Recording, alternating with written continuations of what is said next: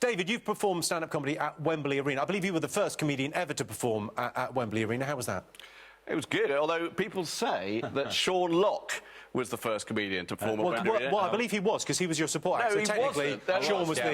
No, you weren't. This is a comedy myth that Sean was our support, but he was in sketches, so he actually didn't come on till about the middle of the show. But people just think it's true Well, now. let me just double-check with Sean. Sean, is that true that you were the first? Yes, I was first, yeah. What I liked about the story was that some journalists concocted it, and it was fed back to me. Said, you were the first, and it's quite a good bit of publicity, so I just went, yeah.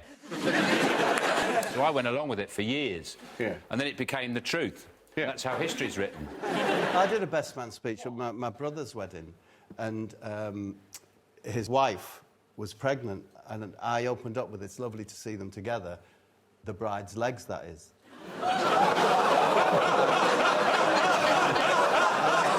I promise you that the bride's family left the restaurant. Very bad call. Yeah. Really bad call. I went to a wedding in the countryside, and there was a sheep giving birth in the field while the wedding was going on in the marquee. And the best man ended the speech and was like, "And a new life is born. The sheep's given birth." And everyone ran out into the field with their champagne and stuff. And the sheep's baby was dead. Keep it light, is it? We just started the show. You haven't pulled that one out in a wedding anecdote. I was at a wedding and the bride was shot. Jack lost his virginity in a restaurant owned by Anthony Worrell Thompson and vowed that next time he'd bring enough money to pay the bill. Did you shag Anthony Worrell Thompson? No! There was no shagging of any Worrell Thompsons or any celebrity chefs. It was a happy... Well, she was happy at the beginning. Did it go well? No, it was a disaster. What was the... I'm not talking about how I lost my virginity. That's not fair. I don't want to. Yeah. Which is kind of what I said on the night. John promises to tell you about his when he loses it.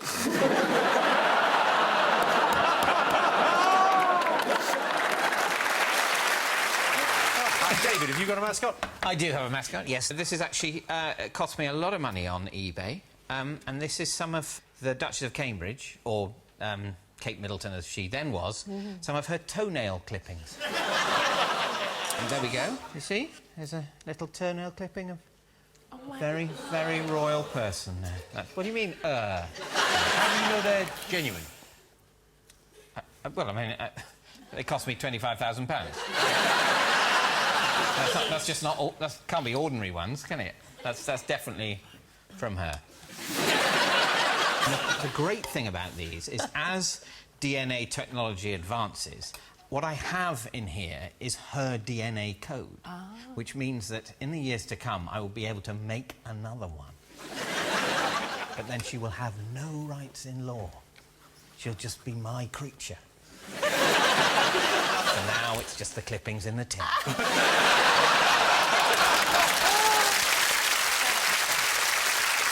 I was targeted by an inflatophiliac who tricked me into putting, like, clear bags down my, like, different... I can't even talk about it. He challenged me to put... He said if you put clear bags down your pantyhose and then, like, inflate them somehow. If you can figure that out, how to do it, and take photos and email them to me, then I'll give you $300. Okay, I'm like... And I thought it was smart because I put these, like, clear plastic bags. I went down to the petrol station. I used, like, big pump. And I, like, pumped them up so I had these huge legs. And then I just did it for, like, weeks because he kept challenging me, like, harder challenges. And then those pictures were on a website for people who get off on balloons, and he still follows my, like, career, and he still reaches out every once in a while, and this is going to be bad. James, have you got a mascot this evening? I have brought a mascot along with me. This is Willoughby. Don't hire him, he's a prick. I moved out of my parents' house, and after a month, I went back to say hello, and this was on the sofa. I said, who's that? She went, it's Willoughby. I went, why did you knit him? And she went, to replace you. It's literally my replacement. I hate him. I don't see how that's even... Look at his face.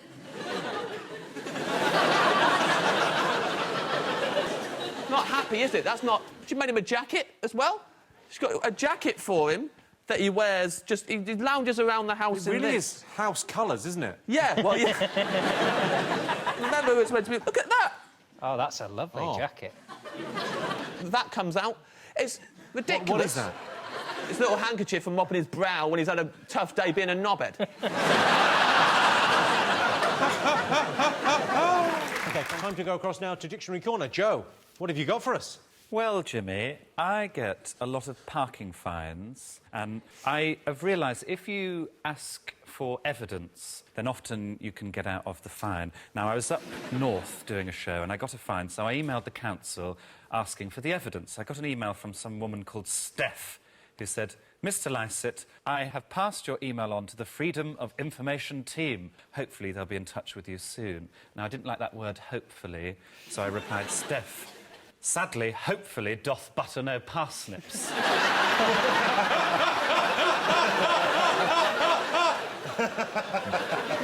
Can I have an email address for the person you have contacted? My lawyers would like to contact them directly. You have been very helpful, and hopefully you won't get caught up in the forthcoming.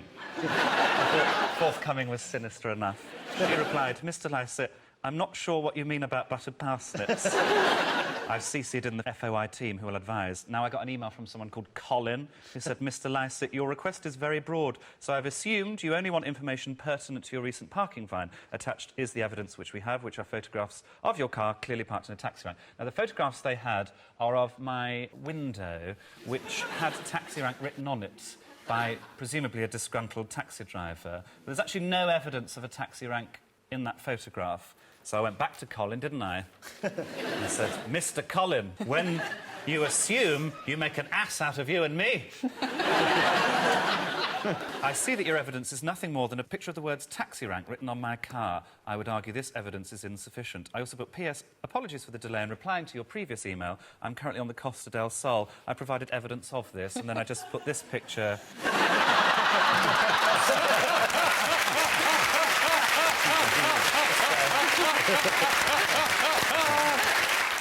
He said, Mr. Lycett, in order to reverse the fine, you will need to provide evidence that your vehicle was not in a taxi rank. So I said, oh, Mr. Colin, evidence supplied. I was actually parked on the moon, as you can see clearly.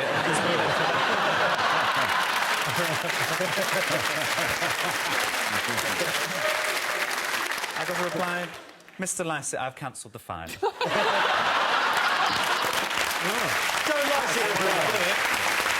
OK, now, John, you used to live with our John Richardson, didn't you? Yeah, I lived with John for a year. And is there anything we can do to help? When we first met John, he was living in a bedsit in Bristol, and may I just say, it was the cleanest bedsit I or Avon and Somerset Social Services have ever seen. Then we moved in together, a group of comedians, into a shared house. But John was... not quite used to sharing yet, so there was a negotiation about mess in which we would sort of go about our normal routine, and John had these... Suddenly, just be careful. Let's just have an anecdote for an anecdote deal here. All right. You tell this story, and then Daddy will tell a story. Are you now referring to yourself as Daddy? Have a child, it's now legally accurate. So you'd get these little... Out of nowhere, you'd be doing something, and a little northern passive-aggressive commentary would start up. So you'd be in the kitchen, and suddenly this voice would go, oh, right, is that where we keep the Cocoa Pops now, is it?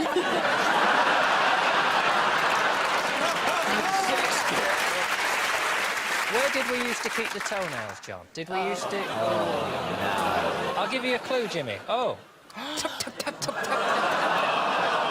Sorry, where were you putting your toenail clippings? Cutting his toenails into the mugs. Speaking of mugs... Oh. John once, in a fit of pique, was very frustrated with himself, and like a lot of us do, wanted to take that out on a mug. However, What John brought to that was he was so worried about the mess it would make, he wrapped it in a tea towel first.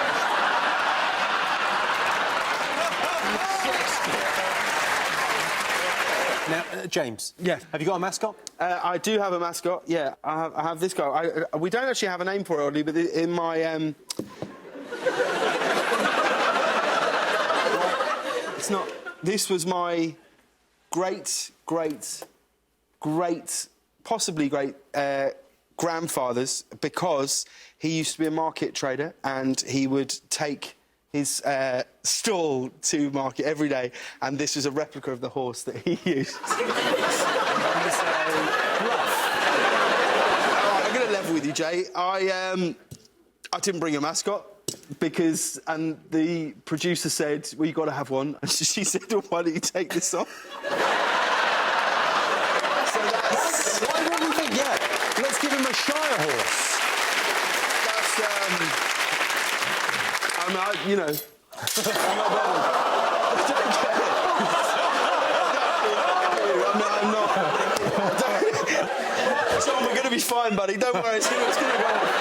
If you don't win this evening, you know why. It's very unlucky to smash a Shire horse. Yes. Is it unlucky to smash a Shire horse? Don't say that. I didn't know that. It's like 9 years bad luck. Oh, piss off. That's not a thing. It's not, is it? What's the best Christmas gift you've ever received? Dog. Got a dog for Christmas. And I know you're thinking, a dog is for life, not just for Christmas, James. But, I mean, this dog was just for Christmas, to be fair. But in my defence, it was 15 when we got it. The vet had only given it until New Year's anyway. And I was just there hanging out with it. I took really good care of it, probably the happiest month of that dog's life. Really looked after that dog. And then, I mean, he just went in the garden with all the other dogs I've had for Christmas. My garden is really... it's full of it. Sure. Yeah. What's the top of your Christmas list this year? Dog! OK, and with James, of course, it's Susie Dent.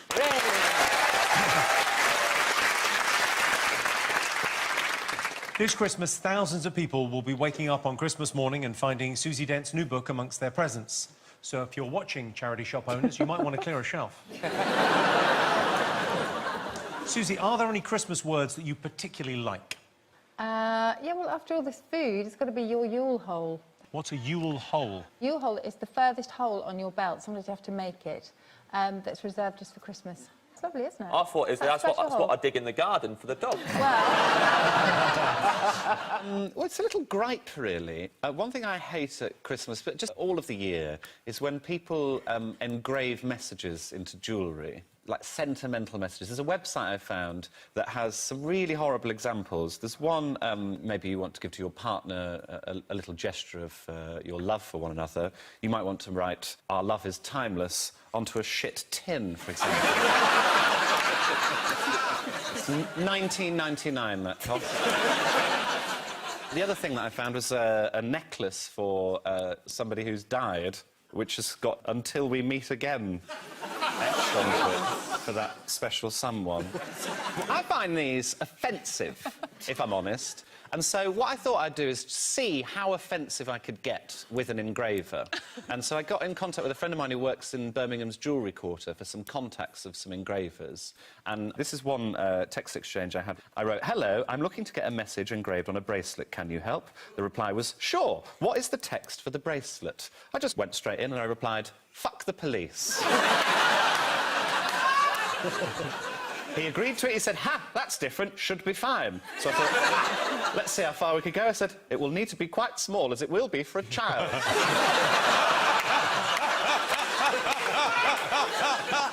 No reply. Another one I did. "Hello, Paul," we'll call him. "I want a bracelet engraved with a heartfelt message. Have you any availability? Thanks, Joe." He replied, "I could do in the next couple of weeks. What sort of bracelet/message?"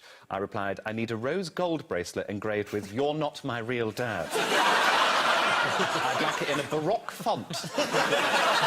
He said, "Sorry, no can do." I said, "Do you not do Baroque fonts, Paul?" He said, "No, I won't engrave that message." So I just thought, let's see where I can go with Paul. So I said, "How about 'I love you, Sandra'?" He said, "Yes, obviously I can do that." So I put, Can you do it in the shape of a swastika?